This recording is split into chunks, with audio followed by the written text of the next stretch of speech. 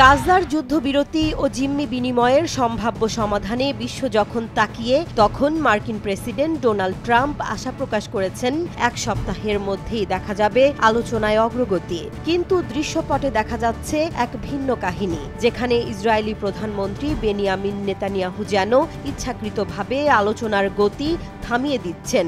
Israel does not target Palestinian civilians. We target Hamas terrorists.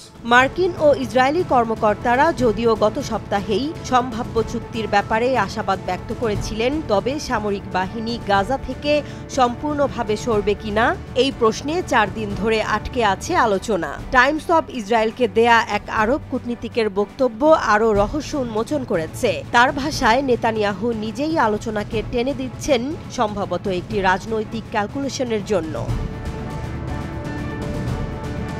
সূত্র জানায়, ইসরায়েলের parliament নেসেটের অধিবেশন চলবে 27 জুলাই থেকে 19 অক্টোবর পর্যন্ত।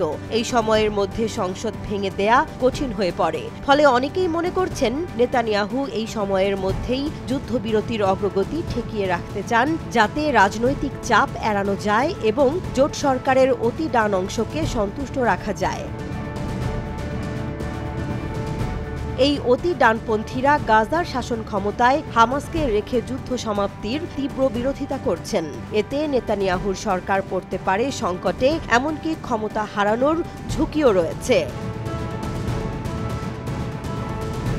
গত সপ্তাহে দুবার হোয়াইট হাউসে প্রেসিডেন্ট ট্রাম্পের সঙ্গে দেখা করেছেন নেতানিয়াহু। বৈঠকে তিনি জোর দিয়ে বলেছেন, যতক্ষণ না হামাস সামরিক ও বেসামরিক শক্তি হারায় ততক্ষণ গাজায় যুদ্ধ থামবে না। অর্থাৎ যুদ্ধের ইতি টানার পূর্ব শর্ত হিসেবে তিনি দেখছেন হামাসের পূর্ণ পতন।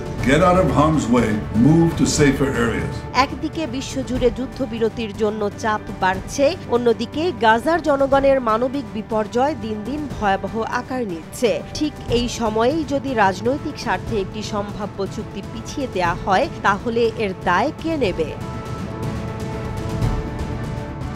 নতুন সপ্তাহে গাজায় শান্তির কোনো বার্তা আসে কিনা সেটি এখন নজর রাখার বিষয়। তবে যুদ্ধ থামার চেয়ে যেন নেতানিয়াহুর রাজনৈতিক যুদ্ধই দীর্ঘতর হচ্ছে।